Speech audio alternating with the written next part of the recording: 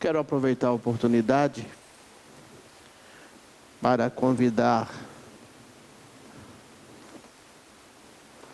os homens que quiserem, pelo menos agora em outubro, estaremos nos reunindo em oração toda segunda-feira a partir das 8 horas. Não devemos passar das 9h15, 9h30 no máximo.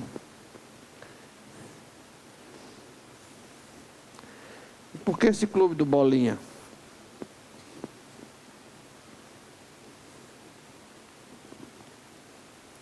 Porque às vezes somos mais fragilizados das experiências, da dificuldade do que as mulheres.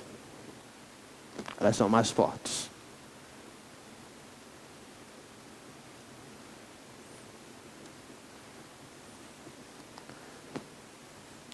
Se você não descobriu isso ainda, leia.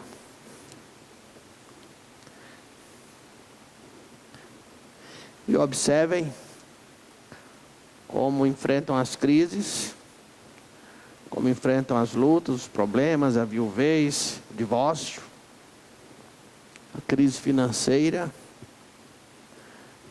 Elas não têm a tendência, ou pelo menos o tempo do sofá e do controle remoto que nós temos. Por isso estamos convocando os homens para esse momento de oração. Sejam todos bem-vindos, bem-vindas.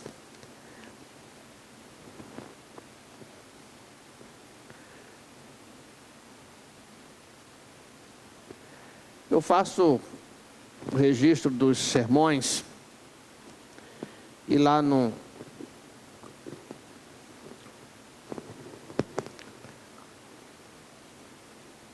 nessa pasta onde guardo os sermões, eu intitulei Vivendo em tempos de insegurança. Até para saber o que a gente ouviu durante o ano, aquilo que foi pregado. Quero convidá-los a abrirem um texto bastante conhecido, óbvio,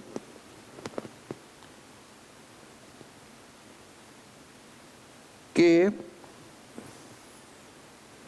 está presente nos sinóticos, Mateus e Lucas, e claro, no primeiro evangelho escrito, que é o evangelho de Marcos. Marcos capítulo 4, versos 35 a 41.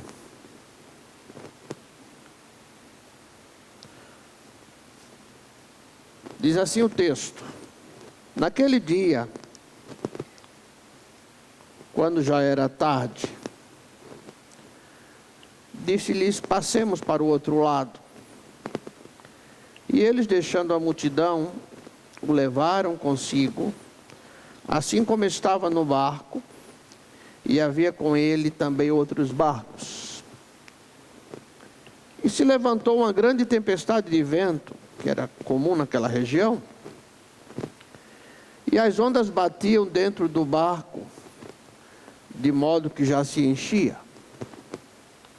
Ele, porém, estava na polpa dormindo sobre a almofada, e despertaram-no, e lhes perguntaram: mestre, não se te dá que pereçamos?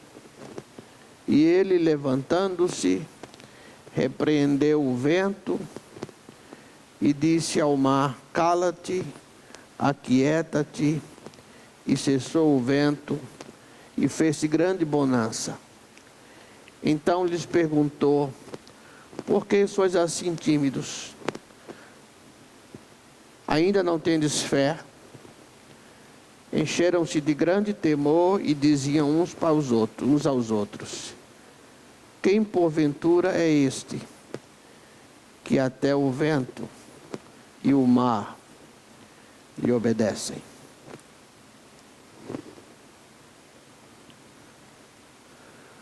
Há um texto muito interessante, publicado pela Haste.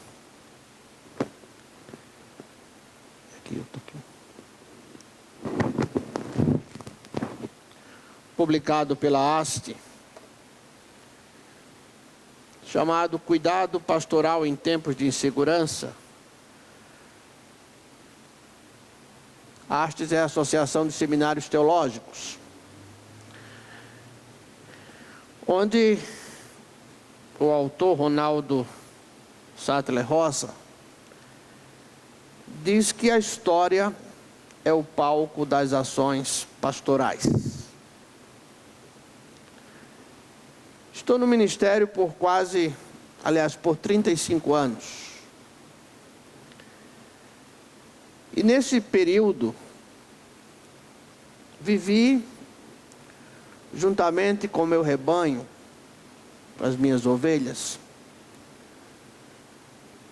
3 momentos de crise profunda em nossas instituições, em nossa sociedade.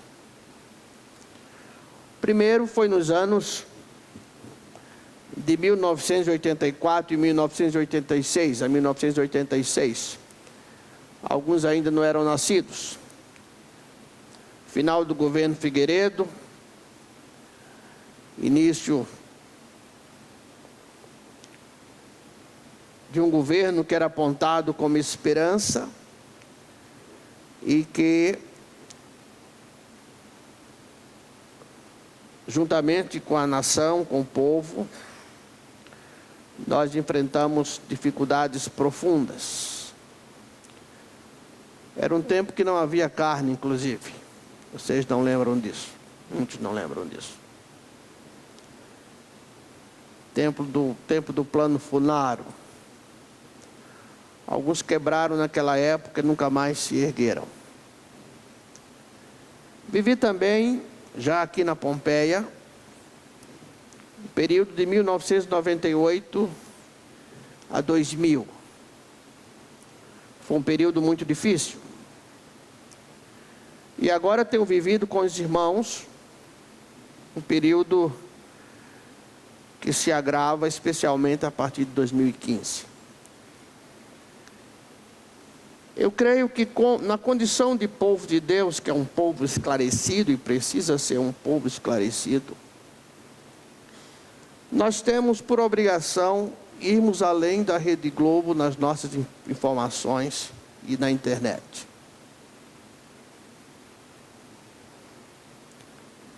Nós temos por obrigação irmos além da comunicação de manipulação de massa, para entendermos a sociedade.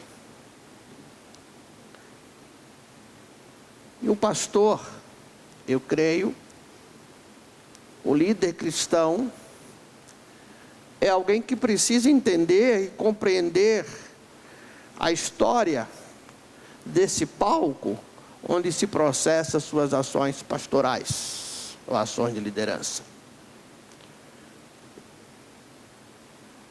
Sempre me refiro ao velho sociólogo Bauman, e agora me indicaram outro sociólogo latino-americano, de grande importância hoje no chamado hemisfério norte. Mas ele diz que vivemos em tempos implacáveis, tempos de competição e desprezo, tempos implacáveis, tempos de competição e desprezo pelos mais fracos. Isso é perceptível no meio religioso. E quase sempre, além das fraquezas e o momento que o povo está enfrentando dificuldade, surge aí então o velho conceito de culpa, ou vai se introduzindo um conceito de graça compensatória, que foi dos tempos de Lutero, onde a graça é dada, como dizia Calvino, mas não é tão de graça assim. Então, se eu passo por alguma dificuldade, é porque eu tenho culpa no cartório?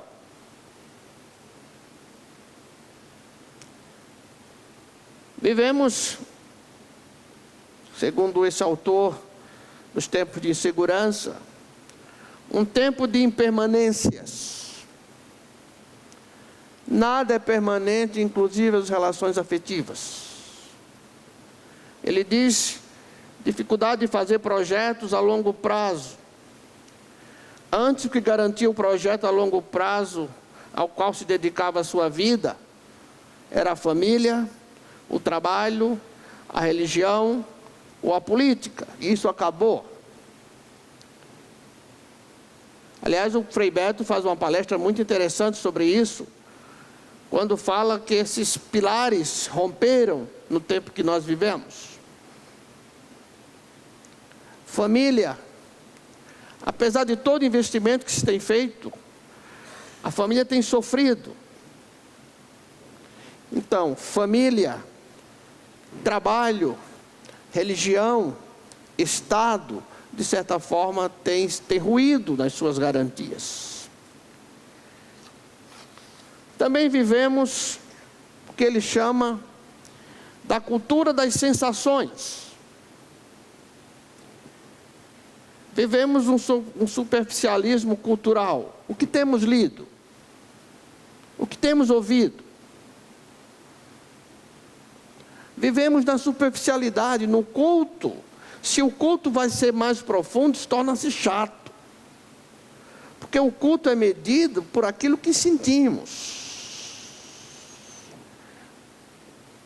Como citam alguns, é viajar na maionese. Não é. Não é. Isso é um efeito dos nossos tempos. Vivemos nesse superficialismo. Estou abordando esses assuntos na introdução para contextualizarmos um pouco a situação que alguns estão vivendo. Nós temos irmãos que não têm garantido aquilo que vão comer amanhã.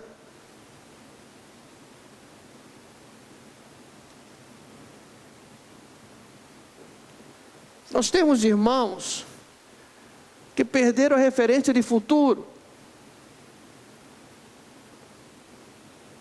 Nós temos irmãos que estão vivendo crises profundas.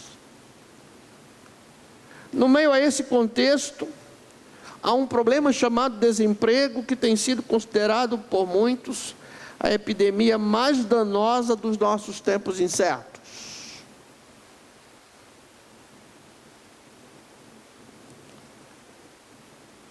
Exceção de você, funcionário público concursado, a maior parte de nós aqui não tem garantia de nada. E isso não é um problema só nosso. Vivemos o que chamam a nova era das desigualdades, ou de desigualdades.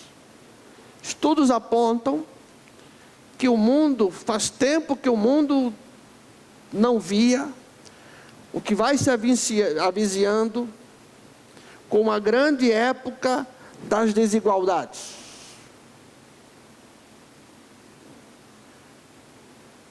E neste contexto, se acontece, a partir da competição, aquilo que eles dizem, a devoração da esperança do próximo.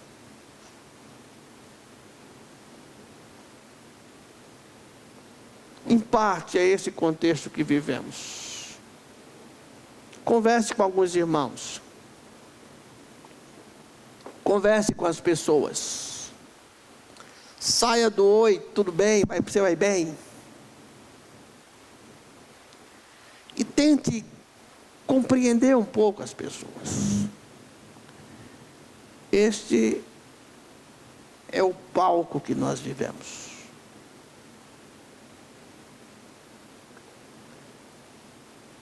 Essa história é o palco que eu fui convocado a exercer minhas ações pastorais.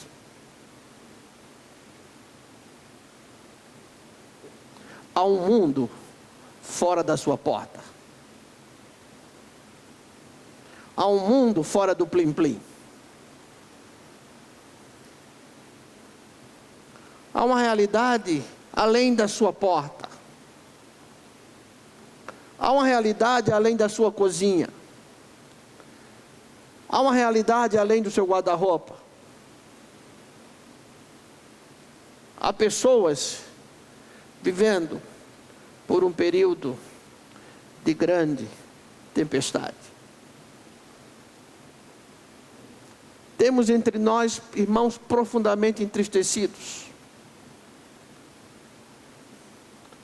Temos entre nós irmãos profundamente destruídos na sua essência. E não é fácil o exercício da liderança em chamar essas pessoas para cima, conforme o verbo que é usado lá, quando Deus diz ao povo de Israel, diga ao povo que marche.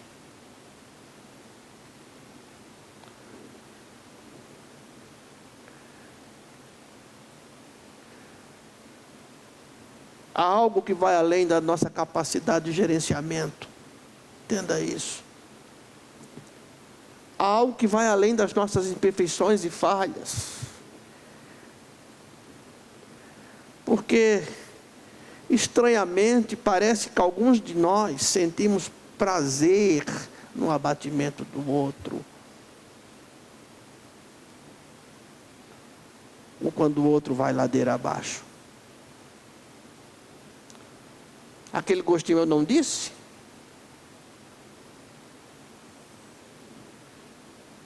Por isso, esta noite, eu quero pensar nesse texto e chamá-los mais uma vez a responsabilidade, vocês que são esclarecidos, vocês que estudam, vocês que têm leitura, para aprofundarem-se no seu conhecimento sobre sociedade.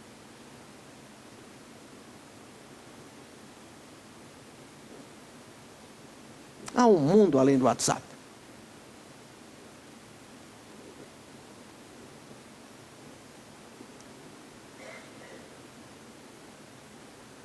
Há uma crise entre idosos.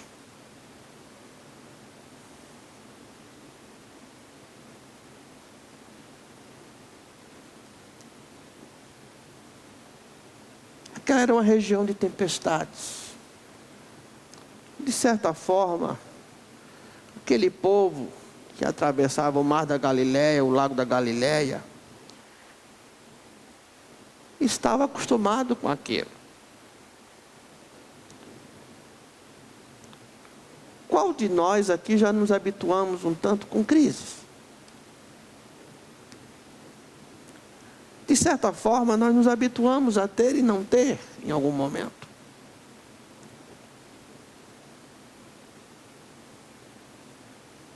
Naquela região, os tempos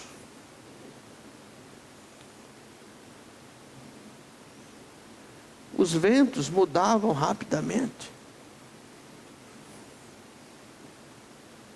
O tempo mudou. Quando no início da Convenção Batista Brasileira se convocava uma assembleia, uma carta levava, dependendo da região do país, alguns levavam mais tempo, uma carta levava até 6 meses para chegar. Então, quando se convocava uma reunião de urgência, ela tinha pelo menos 6 meses. Aquilo que acontece num país vizinho ou num país distante, dependendo do que for, nos atinge.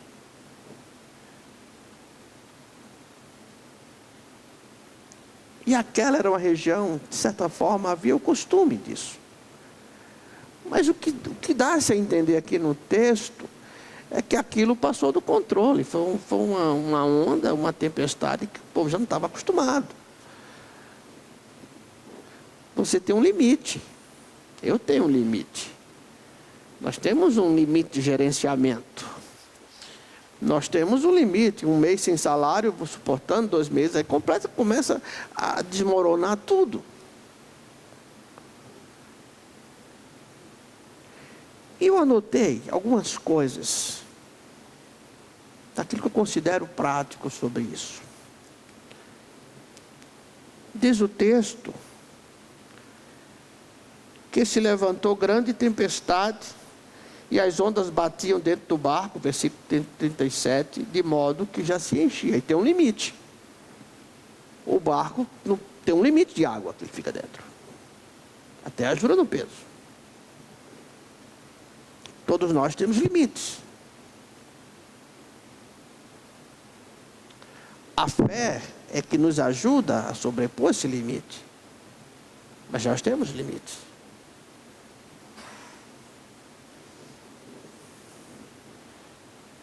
E quer saber como anda o limite do povo? Procure uma vaga, mesmo particular, num consultório de psiquiatria ou de dermatologia. Procura.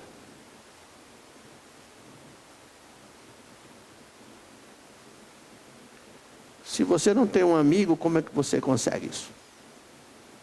Não estou falando de rede pública. Observa o trânsito.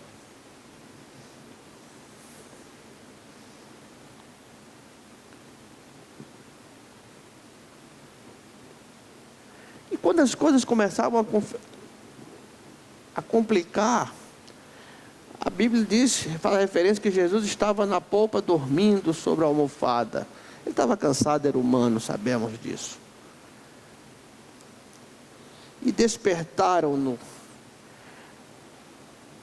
E eu acho que é daquele jeito que eu não gosto de acordar. Se alguém me assusta para acordar, eu passo o dia, parece que todo... eu pelo menos passo o dia, parece todo dia todo tremendo, né? Meu pai tinha esse costume, brito, então eu acordava assustado.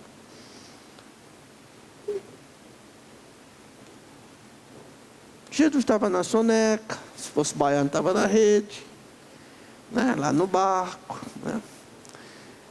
E diz o texto que eles chegaram para Jesus e perguntaram: não se te dá que morramos? Isto é hora de dormir?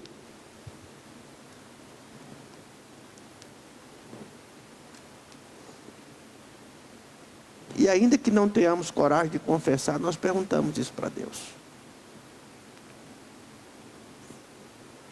O Senhor não está vendo o que está acontecendo comigo? Aí vem algumas perguntas: por que está acontecendo comigo? Onde eu errei?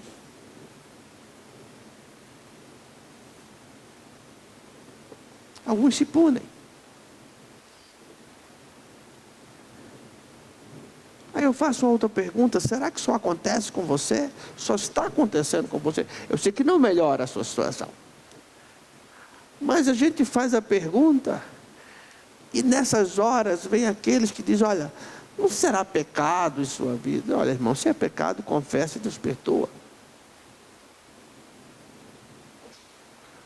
As coisas não são tão simplórias assim na vida. Por que está acontecendo comigo?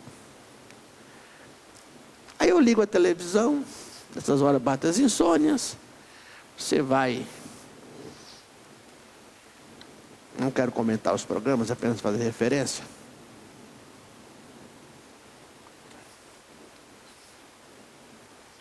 E vê que o produto satisfez a um, né? E passa o testemunho, aí acontece o chamado trânsito religioso, você vai mudando, né? E você vai segunda, terça, quarta, quinta, sexta, faz vigília, faz promessa, faz isso, faz aquilo outro. Já não é mais romano, não tem mais novena, mas tem 40 dias de jejum, tem 40 dias disso, e vai do romanismo, do sincretismo que é próprio do nosso povo. Por que está acontecendo comigo? Segundo, por que Deus não me ouve? É tão fácil. Por que Deus não faz isso?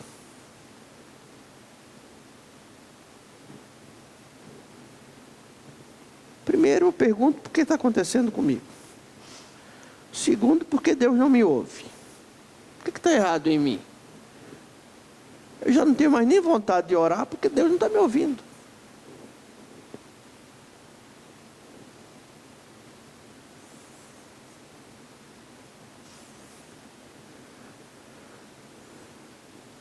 Já passou por isso, irmão?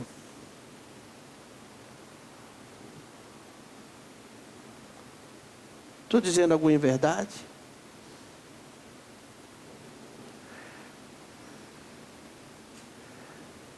Aí eu começo a buscar culpados quando o culpado não está em mim mesmo. Quando a culpa não é minha. Eu começo a hoje em dia é moda, né? Terceirizar. Então eu vou terceirizar a culpa. Isso acontece, aí você briga com o marido, briga com a mulher, briga com os filhos, briga com a empresa, vai tarará, tarará, tarará, fica aquele negócio todo, que além do problema você ainda vai ter aquele monte de problemas. Você começa a insistir com Deus, aí eu lembrei, anotei aqui aquele caso em 1 Reis 18, dos profetas de Baal, gritavam, gritavam, gritavam, gritavam, gritavam, gritavam. É uma experiência muito triste, gente. Quem já viveu essa experiência, quem acompanha a experiência de alguém que está afundando, não precisamos ir longe. De certo modo, todos nós perdemos alguma coisa. Mas há irmãos, mesmo num bairro como esse, com a diferença, num bairro como esse, não há o socorro que existe às vezes num bairro mais simples, onde o vizinho divide açúcar com quem não tem. Você não sabe às vezes que é o nome do seu vizinho de apartamento, e você morre de fome dentro de casa, você passa a privação dentro de casa, sem que ninguém bata a sua porta para dizer: você está precisando de alguma coisa?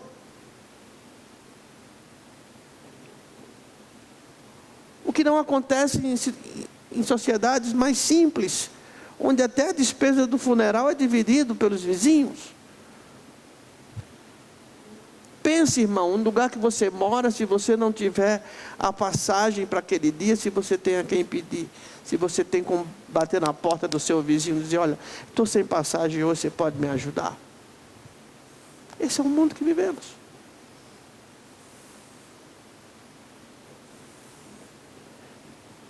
Às vezes nem a filhos você tem coragem de pedir. E gritamos, e gritamos, e gritamos. E aí aparece uma outra dificuldade, que é em nos colocarmos no novo momento. Quem somos? Quem eu sou? Aí eu me afasto da comunidade, porque meu carro agora já não tem um carro, meu carro é velho, não tenho mais carro novo, estou sem carro, estou sem dinheiro, não posso dizimar, não posso ofertar, não posso comer no almoço da igreja, não posso ajudar. E você vai se recolhendo, recolhendo, recolhendo, recolhendo, recolhendo, recolhendo, recolhendo, a ponto que você não sabe nem quem você é mais.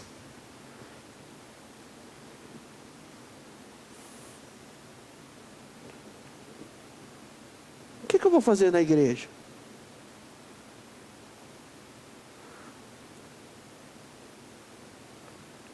Se eu for lá ficar calado, vão dizer para eu cantar, não estou com vontade de cantar.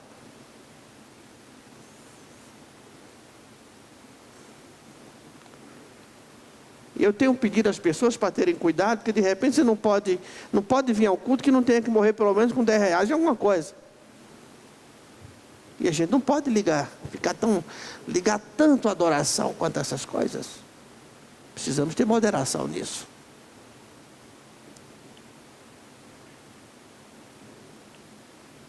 Mas esse texto, irmãos, eu não poderia terminar esse texto aqui, porque eu estaria falando de uma forma totalmente pessimista. E eu não sou um pessimista.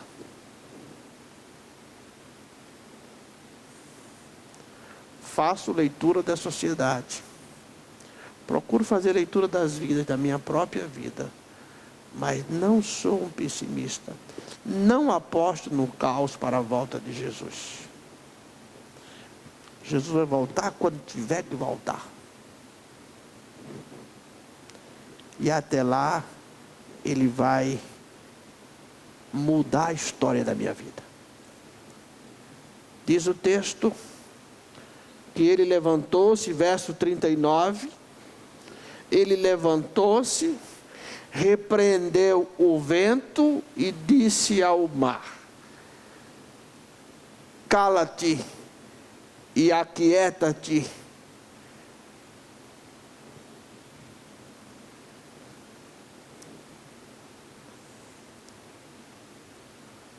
como eu anseio por essa atitude do Senhor em alguns momentos que enfrentamos dificuldades, né? Como ansiamos, né, irmão? Que o Senhor venha para as ondas e diga: cala-te e aquieta-te. E cessou o vento e fez-se grande bonança. Entre as dívidas que eu tenho com meu pai, eu tenho uma dívida de um estudo mais profundo no Salmo 46, que é o Salmo do meu pai. Eu já tenho aqui na minha Bíblia anotado quantos estudos eu tenho que fazer aqui. São 18, esse Salmo. Eu tenho potencialmente 18 sermões aqui no Salmo 46. Mas há uma expressão aqui que para mim é extremamente significante. E eu não sei se vou ter tempo de fazer, porque eu tenho a impressão que meu pai está indo. Mas é o texto que diz: aquietai-vos e sabei que eu sou Deus, sou exaltado entre as nações, sou exaltado na terra.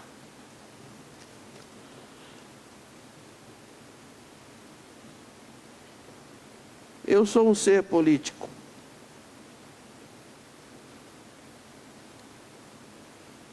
Os problemas da sociedade, como sociedade, a solução está na política, do ponto de vista social. Mas, não estou falando nos políticos, mas há um poder acima disso,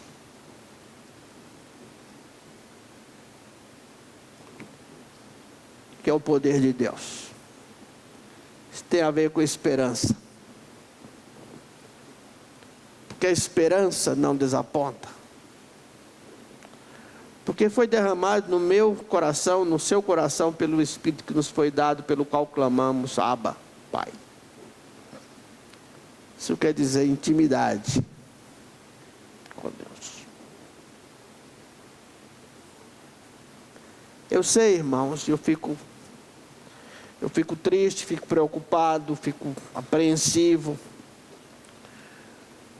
com a situação que alguns e algumas de nós enfrentamos.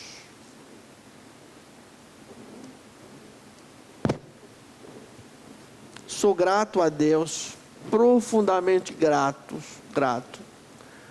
porque alguns dos irmãos conseguem perceber nessas pessoas e chegam para o pastor e diz: pastor, fulano está passando problema.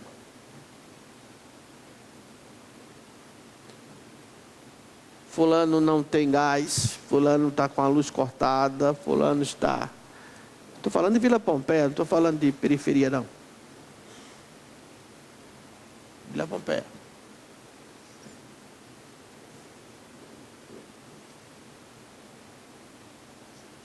A geladeira só tem água. Isso ainda pode, né?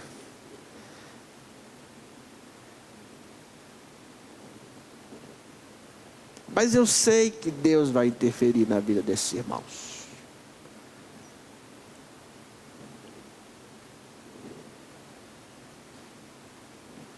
Agora, Deus também quer que nos preocupemos com Ele, no sentido de sabermos quem está sem ter o que vestir, quem está com fome, quem está com sede, quem está na prisão. Entende isso? Não somos salvos pelas boas obras, mas somos separados para as boas obras, para o bom trabalho. Não creio que alguém possa estar em Cristo e ter uma vida individualista. Não creio. Não creio. O senhor está julgando minha fé, pastor, minha salvação? Não, estou aprendendo que não creio. Creio que chegará o momento na minha, na sua vida, que o Senhor vai dizer: cala-te e aquieta-te. E vai cessar. E você sabe disso porque muitas vezes o socorro vem de onde não esperávamos. Sabemos que veio de Deus, mas não sabemos a mão que será a mão de Deus. Pode ser um corvo.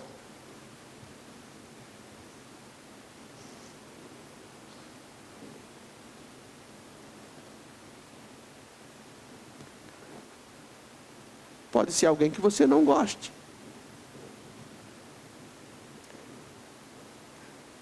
Ou alguém que Deus está tratando para dividir.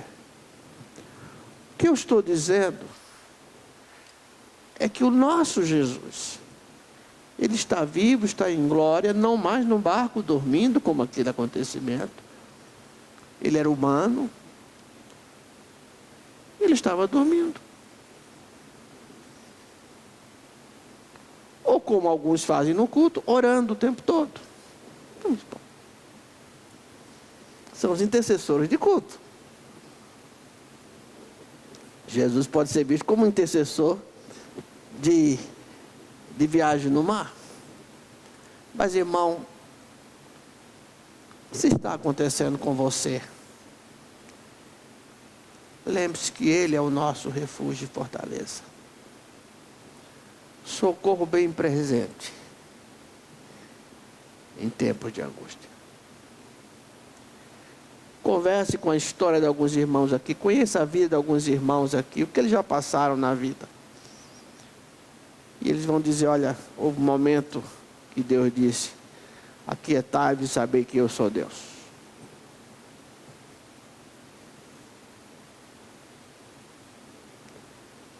Sabe quando você está sozinho, que há pessoas aqui solitárias. Há pessoas sozinhas, que vivem sozinhas, vão a médico sozinhas. E às vezes enfrentam momentos difíceis sozinhas ou sozinhos. E quando de repente chega alguém, ó, vem ficar com você.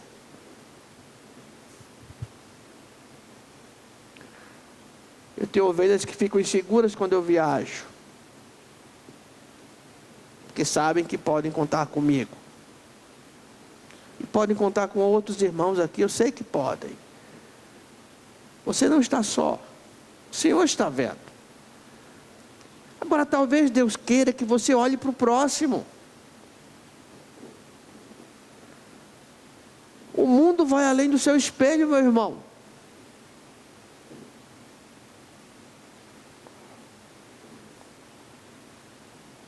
Aprenda a ouvir a voz do Espírito. Aprenda a estar no supermercado e o Espírito dizendo, olha, compra mais um pedaço de carne. Não faz ouvido de mercador. Compra. Eu vou tirar um pouco do meu, não tem problema.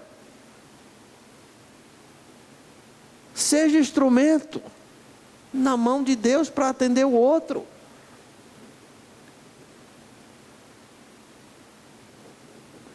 É a prática do Evangelho. Ser instrumento.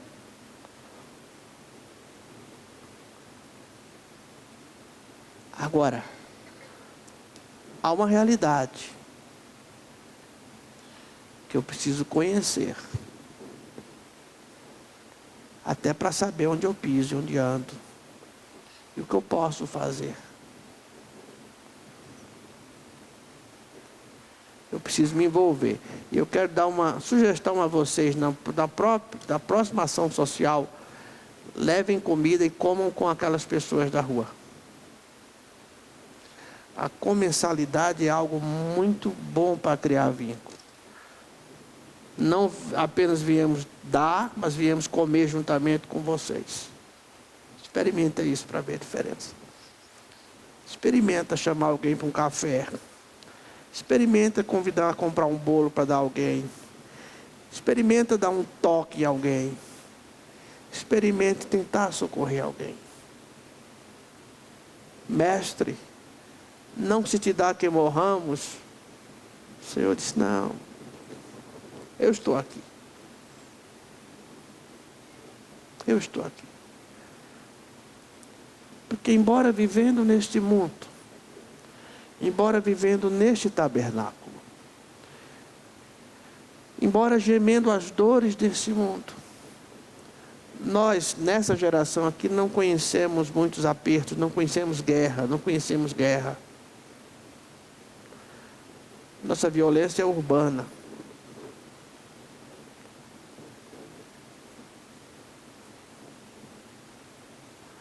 Conversando com o pastor Grélio sobre o Haiti, ele disse: Neilson, você vê aquele monte de barraca com o resto de coisas para vender e aquilo que o povo pode comprar. A verdura murcha que a gente joga fora às vezes, eles compram. Nós não conhecemos isso, irmãos. Nós continuamos andando bonitinhos, cheirosinhos. Vamos. Mas nós temos irmãos que estão gemendo.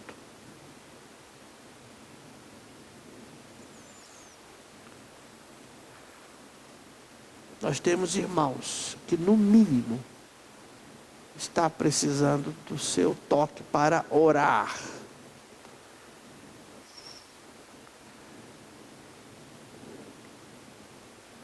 Esses dias me mandaram. A gente escuta umas coisas, você não sabe até que ponto as coisas são verdadeiras, mas já se fala em cabines de oração, já se fala até em cabines para celebração de ceia. Você põe a moedinha lá e não, aqui no Brasil não tem ainda, mas aí você pode ter. Você já vê seu pãozinho com o suco e alguém faz uma oração. Mas vai virando assim, né?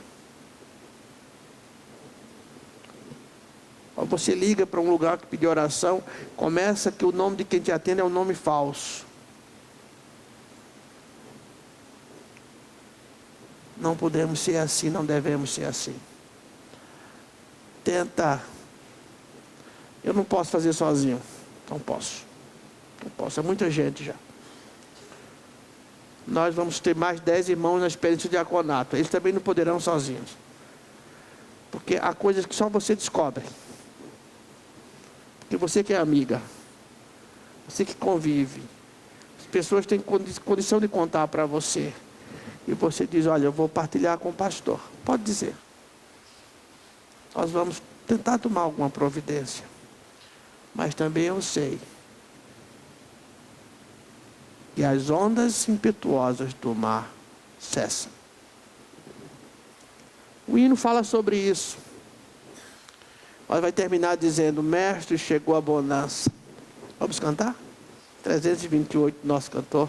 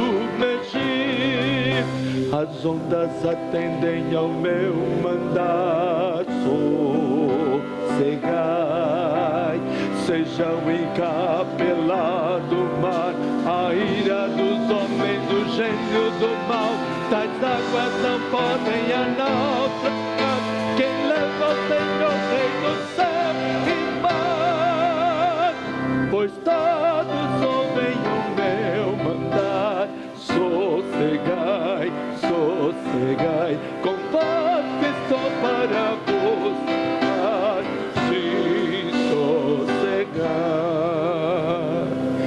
Mestre, na minha tristeza, estou quase a sucumbir, a dor que perturba minha alma, eu peço-te, vem banir, de ondas do mal que me encobrem, quem me fará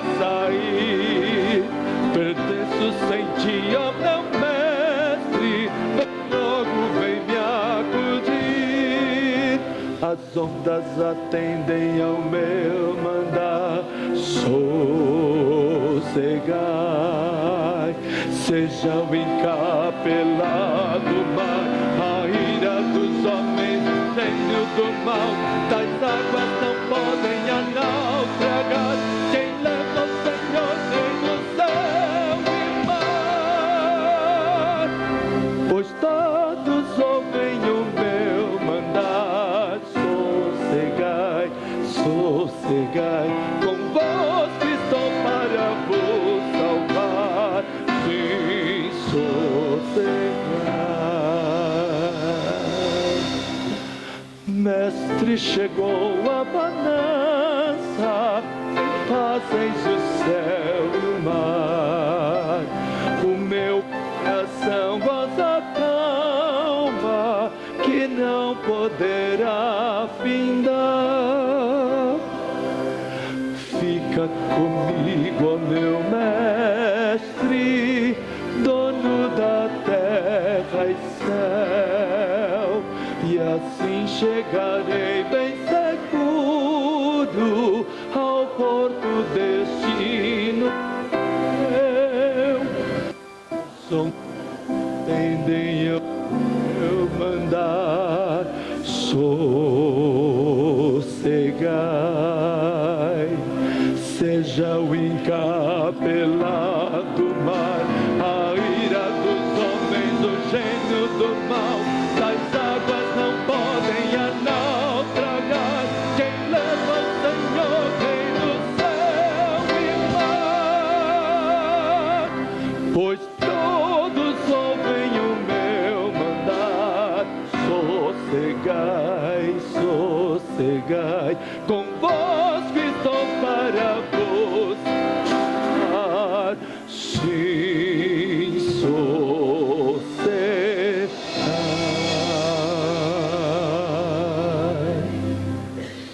Amém.